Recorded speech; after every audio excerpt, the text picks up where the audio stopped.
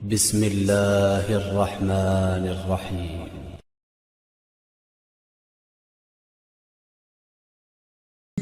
بسم اللہ الرحمن الرحیم. بقیت اللہ خیر لکم. صلوات پڑھو.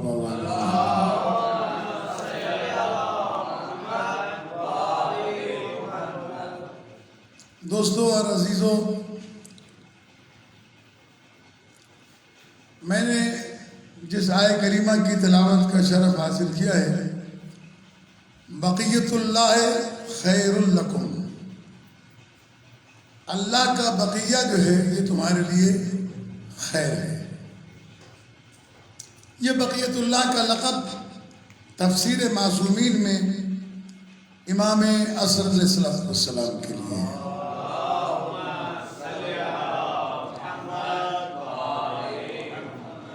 امام علیہ السلام کو بقیت اللہ کہا جاتا ہے. انشاءاللہ العزیز ہم کوشش کریں گے کہ ان ایام میں امام عصر علیہ السلام پر گفتگو کی جائے، لیکن اس سے پہلے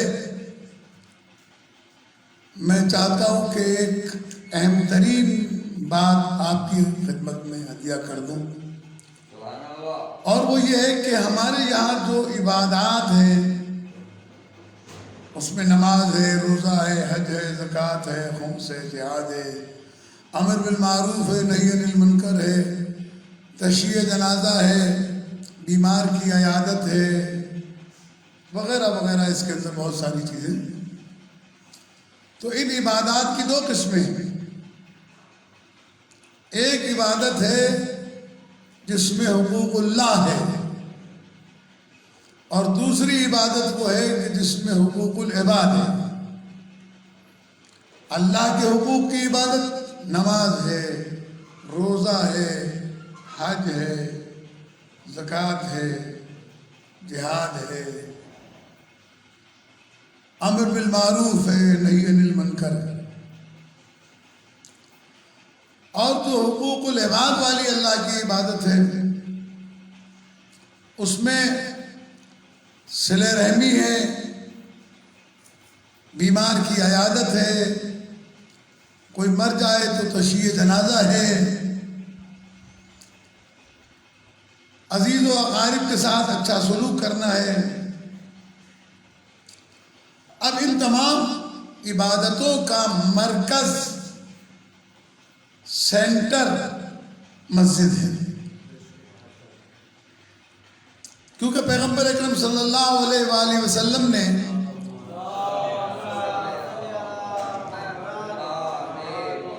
جو سب سے پہلی مسجد تعمیر کی وہ کہاں ہے؟ مدینے میں. مدینے میں اب داخل ہو گئی ہے، پہلے مدینے سے باہر تھا. اس مسجد کا نام ہے مسجد قباء. کیا نام ہے؟ مسجد قباء. یہ پہلی مسجد ہے جس مسجد کے اندر 2 رکعت نماز پڑھنے کا ثواب ایک مکمل عمرے کا ثواب ملتا ہے. اس کے بعد دوسری مسجد جو تعمیر ہوئی وہ مسجد ہے مسجد نبوی. یہ 2 مسجدیں ہیں جو ابتدائی میں اسلام میں قائم ہیں. مسجد قباء بنائی تو منافقین نے مقابلے میں ایک اور مسجد بنائی.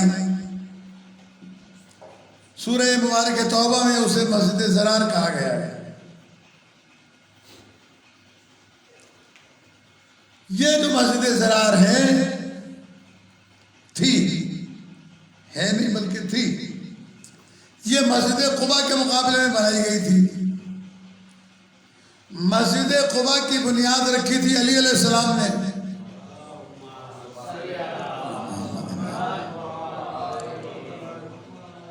مسجد ضرار کی بنیاد رکھی تھی علی کے مخالفین نے، جو ظاہری طور پر مخالف تو نہیں تھے لیکن اندر سے وہ علی علیہ السلام سے حسد اور بغض رکھتے تھے. اور یہ مسجد قباء جو ہے یہ کچی سی تھی، انہوں نے مسجد زرار بڑی اچھی سی بنائی تھی، اس کے مقابلے میں اللہ تبارک و تعالیٰ نے جب وہ مسجد بن گئی اس وقت تک اپنا حکم نہیں بھیجا۔ جب وہ لوگ پیغمبر کے پاس اس لیے آئے کہ آپ صرف اسی مسجد میں نماز پڑھتے ہیں، کبھی ہماری مسجد میں بھی آ کے نماز پڑھا کریں، تو اللہ تبارک و تعالیٰ کا حکم آ گیا، کہا کہ اے میرے رسول مجھے تم اس مسجد میں کھڑے ہوئے اچھے لگتے ہو الذی اسست علی التقوی، جو تقوی کے اوپر بنائی گئی ہے، اور تو اس مسجد کے مقابلے میں دوسری مسجد بنائی گئی ہے جس میں علی کی دشمنی رکھنے والے اور علی کی منافقت رکھنے والے، علی سے دل میں بغض رکھنے والے، علی سے دل کے اندر حسد کرنے والے لوگوں نے بنائی ہے۔ تو اس مسجد کو جاؤ اور گرا دو اپنے ہاتھوں سے، اور جو اس کا مٹیریل زمین پر آئے اس کو آگ لگا دو، جلا دو۔ پروردگار عالم کیا سمجھانا چاہ رہا تھا؟ بنائی تو انہوں نے مسجد تھی، گھر کا نام رکھا تھا بیت اللہ، اللہ کا گھر بنایا تھا، لیکن اللہ تبارک و تعالیٰ نے وہ مسجد گروا دی اور جلوا دی، یہ بتانے کے لیے کہ وہ مسجد جو علی کے مقابلے میں بنائی جائے مجھے وہ مسجد بھی قبول نہیں ہے۔ یعنی اول ہجرت میں ہی اللہ نے سمجھا دیا کہ میں اس کو قبول کرتا ہوں جس کا تعلق علی سے ہو، جو علی کی عداوت میں بنایا جائے وہ مجھے قبول نہیں ہے۔ تو اگر علی کے مقابلے میں آنے والی مسجد کو اللہ قبول نہیں کرتا تو کسی مولوی کو کیسے قبول کر لے گا؟ کسی مسلمان کو کیسے قبول کر لے گا؟ کوئی مسلمان بھی نمازیں اور روزے اور حج و زکوٰۃ ادا کر کے بھی اللہ کے نزدیک نہیں ہو سکتا جب تک کہ اس کے دل میں علی علیہ السلام کی ولایت نہ ہو۔ علی علیہ السلام کے مقابلے میں وہ مسجد بنی تھی، گروا دی اللہ نے۔ اس کے بعد پیغمبر اکرم چلے گئے مدینے میں، شہر میں۔ جب شہر میں چلے گئے تو وہاں ایک نئی مسجد بنی، اس مسجد کا نام مسجد نبوی رکھا گیا، اور اس کی تاریخ بھی آپ کے علم میں ہونی چاہیے کہ یہ ایک بیوہ کی زمین تھی جس پر یہ مسجد بنائی گئی۔ اس نے اللہ کے رسول کو اجازت دی کہ آپ اس پر مسجد بنائیں، میری طرف سے پوری اجازت ہے۔ وہ مسلمان بھی ہو چکی تھی۔ سرکار نے ارشاد فرمایا کہ جب تک تم اس کی قیمت وصول نہیں کرو گی اس وقت تک ہم اس کے اندر مسجد نہیں بنائیں گے۔ وجہ کیا تھی؟ وجہ یہ تھی کہ کل کو اس بوڑھی عورت کی اولاد اللہ کے گھر کے بارے میں یہ نہ کہہ سکے کہ یہ میری ماں کی ملکیت ہے۔ تو جب اللہ کے رسول نے پہلی مسجد کی بنیاد رکھی تو قیمت دے کے مسجد بنائی تاکہ دنیا یہ بات سمجھ لے کہ مسجد کسی سے پلاٹ چھین کر یا غصب کر کے یا قبضہ کر کے مسجد نہیں بن سکتی ہے۔ مسجد بنے گی تو پلاٹ اپنا ہونا چاہیے، جائز پلاٹ ہونا چاہیے۔ اس جائز پلاٹ پر اگر کچی مسجد بھی بنے گی تو عبادت کے لائق ہے، اور اگر غصبی پلاٹ پر عالی شان مسجد بھی بنے گی تو گرا دینے اور جلا دینے کے قابل ہے، اس مسجد کی کوئی حیثیت نہیں ہے، وہ مسجد ہی نہیں ہے۔ آپ اس کا نام مسجد رکھیں لیکن وہ مسجد نہیں ہے، اس لیے کہ مسجد وہ ہے جس کا تعلق حلال سے ہے۔ اور میں اس سلسلے میں پہلے بھی بہت سی باتیں عرض کر چکا ہوں، ایک بات اور آپ کی خدمت میں عرض کرتا ہوں۔ آج میں مقدمہ قائم کر رہا ہوں اور انشاءاللہ اگلے ہفتے زندگی بخیر رہی تو میں دوسری طرف دوسرا پہلو بیان کروں گا۔ تو یہ مسجد، اس میں حلال کا پیسہ لگنا چاہیے، ایسا نہیں کہ جو آئے شراب بیچتا ہو ایسے لگا دیا. اس کی بھی مثال تاریخ میں موجود ہے کہ جب مکہ معظمہ میں بارش ہوئی اور خانہ کعبہ کی عمارت گر گئی تو مکے کے قریش نے، اہل مکہ نے خانہ کعبہ کو دوبارہ تعمیر کرنے کے لیے بنیادوں کو کھودا اور پیسے جمع کیے. جب وہ تعمیر کرنے کے لیے گئے وہاں پر معمار اور مزدوروں کو لے کر، تو دیکھا بنیادوں کے اندر ایک بہت بڑا اژدہا اور بہت بڑا سانپ بیٹھا ہوا. انہوں نے چاہا کہ اس سانپ کو بھگا دیں، پتھر مارے، نیزے مارے، تلواریں ماری، ہر ممکن کوشش کی، لیکن وہ بلا اپنی جگہ سے نہیں ہٹی. تاریخ میں یہ واقعہ محفوظ ہے. یہ سارے مکے کے رہنے والے اہلیان مکہ حضرت ابو طالب علیہ السلام کے پاس آئے اور کہنے لگے کہ اے ابو طالب، اے سردار قریش، ہم خانہ کعبہ کی تعمیر کرنا چاہتے ہیں، لیکن یہ اژدہا ہمیں کعبے کے نزدیک نہیں جانے دیتا، لہذا کوئی رستہ بتائیں کہ جس کی وجہ سے، یہ توجہ رکھیے گا اس جملے کے اوپر، ہمیں کوئی رستہ بتائیں کہ جس کی وجہ سے یہ بلا ہٹائی جا سکے. تو حضرت ابو طالب علیہ السلام نے بغیر کسی وقفے کے جواب ارشاد فرمایا کہ تم نے جو مال جمع کیا ہے کعبے کی تعمیر کے لیے، اس میں حلال اور حرام دونوں مکس ہیں. حرام کا الگ کرو، حلال کا الگ کرو، یہ بلا خود بخود چلی جائے گی. اللہ نے اس بلا کو بٹھایا ہی اس لیے ہے کہ یہاں سے حرام نکل جائے تاکہ خانہ کعبہ کی بنیادوں میں حرام کا پیسہ نہ لگے. انہوں نے جا کے وہ کیا، جو شرابی نے پیسے دیے تھے اس کے واپس کیے، جو سود خور نے دیے تھے اس کے واپس کیے، جو اور کسی دھاڑیل نے، چور نے، ڈاکو نے جو پیسے دیے تھے وہ واپس کیے. جو حلال کمانے والے لوگ تھے انہوں نے وہ حلال کا پیسہ اپنے پاس رکھا. اگلے دن صبح کو جب وہ گئے تو دیکھا ایک پرندہ آیا اور اس نے اس بلا کو، اس اژدہے کو اپنے پنجوں میں پھنسایا اور اٹھا کے لے گئے آسمان کی طرف اور غائب ہو گئے. یہ درس لیا گیا.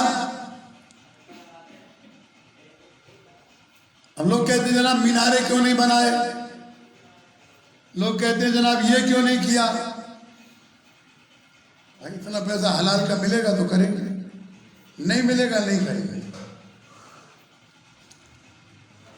تو عزیزان گرامی، مسجد کی تعمیر رزق حلال سے ہونی چاہیے.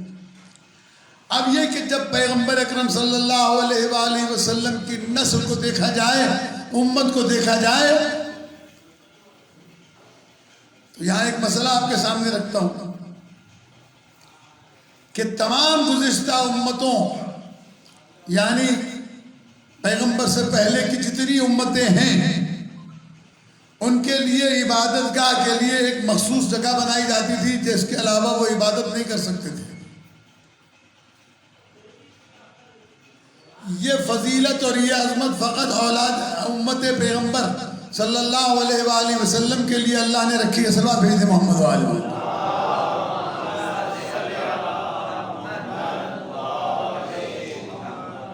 یہ رکھی کہ کل ارض مسجد للہ، تمہاری امت کے ہر فرد کے لیے پوری زمین کو ہم نے مسجد بنا دیا. گھر میں پڑھنا چاہے تو پڑھ سکتا ہے، سڑک پہ پڑھنا چاہے تو پڑھ سکتا ہے، فٹ پاتھ پہ پڑھنا چاہے تو پڑھ سکتا ہے. بس حرام کی جگہ نہیں ہونی چاہیے، نجس نہیں ہونی چاہیے.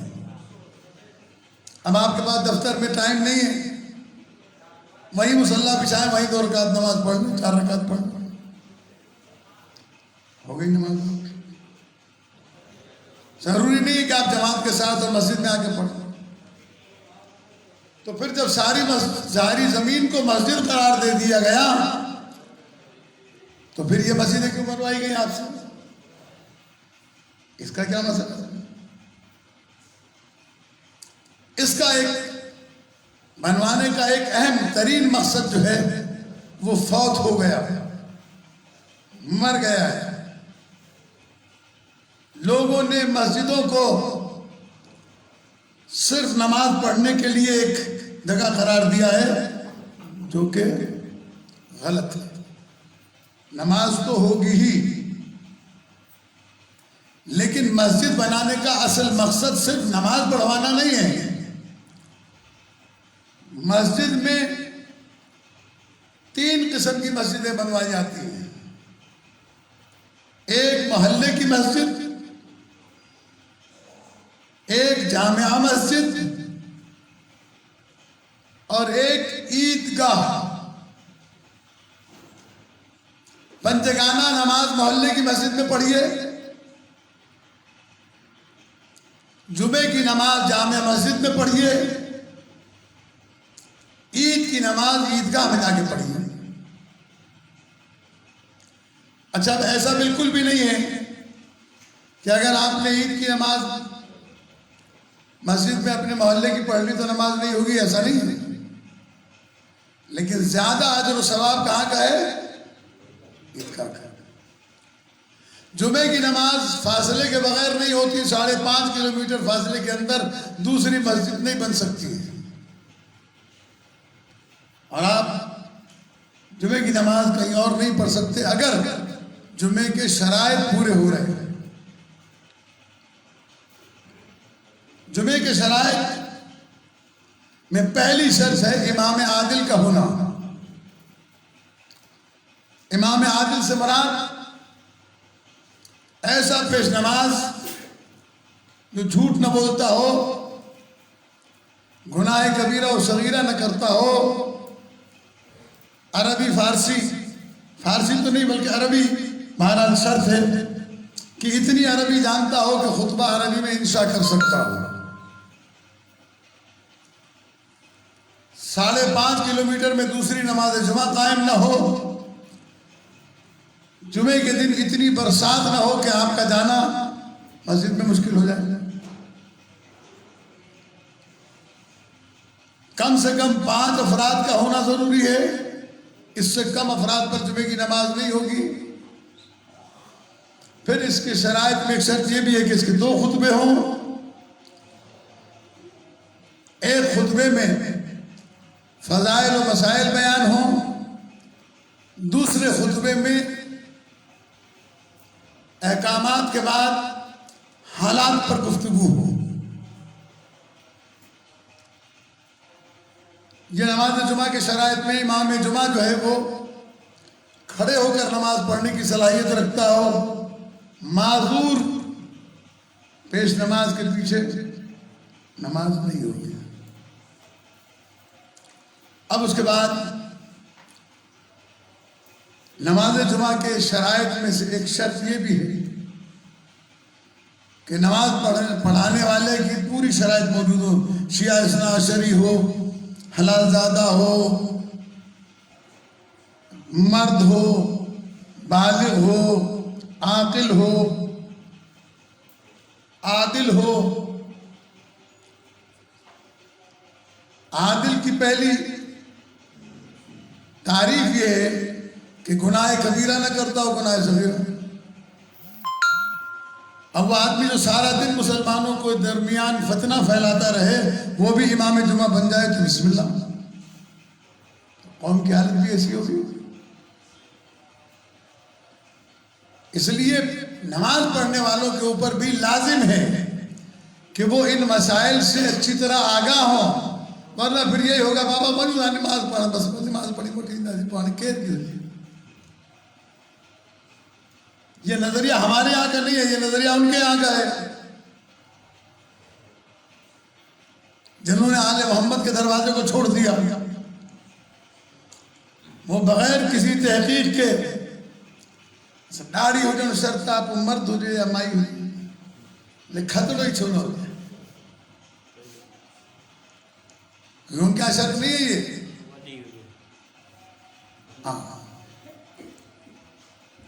حسنے کے پیچھے، مخنث کے پیچھے بھی نماز پڑھ لیتے ہیں، عورت تو میں نے اس لیے کہا کہ مروان کے زمانے میں جب وہ شراب کے نشے میں دھت ہوتا تھا تو وہ اپنی خوبصورت کنیز کو، بانی کو سر کے اوپر جو ہے وہ پگڑی بندھوا کر اور بھیج دیتا تھا، جا کے نماز پڑھا کے آیا۔ مسلمان اس عورت کے پیچھے بھی پڑھ لیتے تھے نماز۔ یہ دنیا کے اندر ہے کہ وہ سفر پہ جا رہے ہیں، انہوں نے کہا کہ جمعے کے دن معلوم نہیں ہے نماز پڑھنے کا موقع ملے یا نہ ملے، بدھ کے دن جمعہ پڑھ دیا۔ یہ تاریخی حقیقت ہے۔ لہذا نماز جمعہ کے لیے ان شرائط کا پورا ہونا ضروری ہے۔ آپ اپنی مرضی کا پیش نماز نہیں رکھ سکتے، اللہ کی مرضی کا پیش نماز رکھیں۔ دیکھنا پڑے گا۔ اب یہ کہ معصوم ڈھونڈنے جائیں گے تو وہ 14 ہے، 15واں نہیں ملے گا آپ کو کوئی۔ کہیں نہ کہیں تھوڑی بہت غلطی، خطا، کمی، کمزوری مل سکتی ہے آپ کو اس کے اندر، لیکن ایسا نہ ہو کہ سرعام گناہ کبیرہ و صغیرہ انجام دیتا ہو۔ اس لیے ضرورت اس امر کی ہے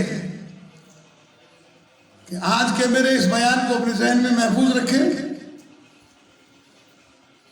اگلے جمعے کو انشاءاللہ میری کوشش ہوگی کہ میں آپ کے سامنے بتاؤں کہ مسجدیں بنوائی کیوں گئی ہیں، کیا مسئلہ ہے، ان مسجدوں کو بنوانے کا مقصد کیا ہے۔ اس میں ایک لفظ آج کہہ دیتا ہوں، پھر باقی انشاءاللہ بعد میں گفتگو ہوگی کہ مسجد جس علاقے میں بنائی جاتی ہے اس کے اطراف میں رہنے والے صاحبان ایمان و مسلمانوں کی مسائل کا مرکز ہوتی ہے۔ اس مسجد سے لوگوں کے فیصلے ہونے چاہیے، وڈیروں کی اوتاق میں نہیں۔ یہاں یہ فیصلے جو شیعہ اثنا عشری کمیونٹی کے ہیں یہ یہاں ہونے چاہیے، مسجد میں۔ بیمار ہو اس مسجد کے اندر پتہ چلنا چاہیے کہ فلاں مومن بیمار ہے۔ یہ بندگانہ نماز جو علاقے کی مسجد میں پڑھوانے کا حکم دیا گیا ہے اس کی وجہ یہی ہے کہ ایک دن جو مومن نہیں آیا ہے معلوم تو کرے کیوں نہیں آیا، سفر پہ کیا ہے، بیمار ہے، کوئی تکلیف ہے، کسی وجہ سے پریشان ہے۔ اس کے نہ آنے پر آپ کو تفتیش کرنا ہے، ایسا نہیں کہ نہ آئے ہوا تو ٹھہرو والا، نہ آئے ہوا تو چھا کیوں والا، ٹھیک ہو کھائے۔ اگر ہم مسلمان ہیں، ہم مومن ہیں، صاحب ایمان ہیں تو ایسا ٹھیک ہو کھائے وہاں کی جواب دہی ہمیں کرنا پڑے گی۔ اگر اس مسجد کے اطراف میں کوئی مومن خودکشی کر کے مر جائے سب گناہ گار ہوں گے۔ خودکشی اگر اس لیے کی ہے اس نے کہ وہ ضرورت مند تھا اور اس کی ضرورت اور اس کی حاجت کو جائز طریقے سے پورا کرنے کا کوئی ذریعہ نہیں بنا۔ اس لیے میں نے کسی موقع پر عرض کیا تھا، آج میں بس ایک بات کہہ کے اور تمام کرتا ہوں کہ قرآن مجید فرقان حمید میں جہاں نماز کا حکم آیا وہی زکوٰۃ کا بھی حکم آیا ہے۔ کس چیز کا؟ اقیموا الصلاۃ وآتوا الزکوٰۃ، نماز پڑھو زکوٰۃ دو۔ اور میں کئی بار اس کی وضاحتیں کر چکا ہوں کہ یہ وہ زکوٰۃ نہیں ہے جو سونا چاندی اور گائے بھینس اور مال بھیڑ مال مویشی پر دی جاتی ہے۔ یہ وہ صدقہ ہے جو ہر نماز کے بعد دیا جائے۔ یہ ٹین کا ڈبہ جو گھمایا جاتا ہے،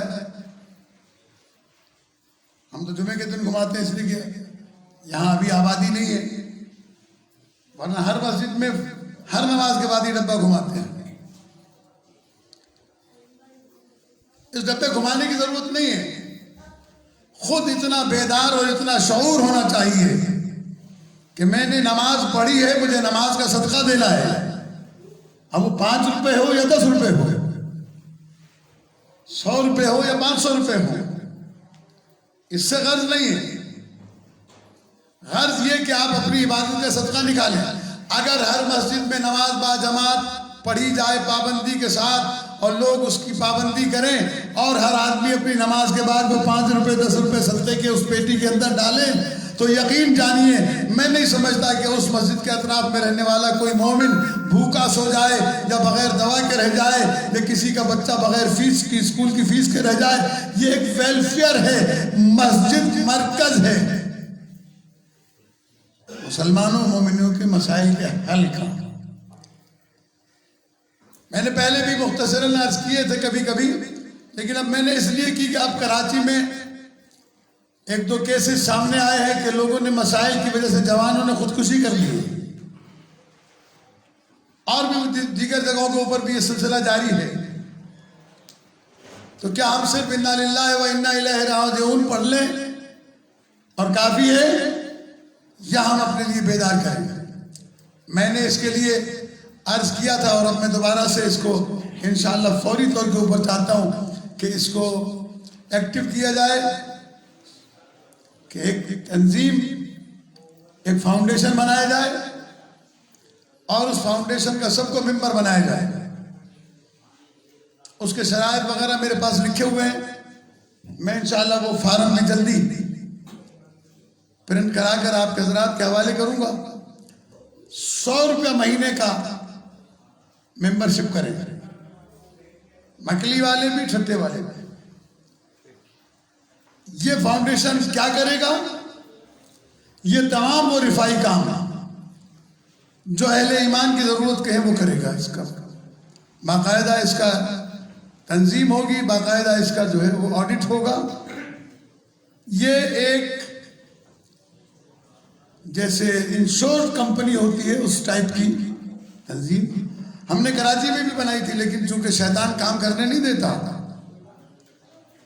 جب بھی آپ اچھا کام کرنے جائیں گے شیطان رکاوٹ بنے گا. تو وہاں پر بھی ہماری ایک مذہبی تنظیم آڑے آئی, ہم نے نام اناؤنس کیا, انہوں نے اگلے دن جو ہے وہ اپنے نام سے وہ ادارہ رجسٹر کرا لیا. ہمیں نہیں معلوم تھا کہ یہ چھڑا گھونپا جائے گا ہماری کمر میں. اسی طریقے سے یہاں میں ابھی نام اناؤنس نہیں کروں گا, نام آخر میں اناؤنس ہوگا, لیکن میں آپ کے ذہنوں کو آمادہ کرنا چاہتا ہوں. آنے والا دور بڑا مشکل دور آ رہا ہے. امام عصر علیہ الصلوۃ والسلام کے ظہور سے پہلے کے حالات میں لکھا گیا ہے کہ ایسی غربت آئے گی کہ لوگ ایک وقت کی روٹی کے لیے بیٹیاں بیچیں گے. بارشیں نہیں ہوں گی, اگر ہوں گی تو غلط موقع پر ہوں گی, جو نقصان دہ ہوگی, فائدہ مند نہیں ہوں گی. حکمران ظالم و جابر ہوں گے. اسی لیے امام سجاد علیہ السلام کی دعا کا وہ جملہ میں اکثر و بیشتر پڑھا کرتا ہوں, اللہم لا تسلط علینا من لا یرحمنا, اے اللہ ہمارے اوپر ایسا حاکم مسلط نہ کرنا جو ہمارے اوپر رحم نہ کرے. اس کی ضرورت ہے کہ اپنے آپ کو آمادہ کریں اور مسجد کے وجود سے حقیقی فائدہ اٹھائیں. بسم اللہ الرحمن الرحیم. والعصر ان الانسان لفی خسر الا الذین آمنوا. اللہ اللہ اللہ اللہ اللہ اللہ اللہ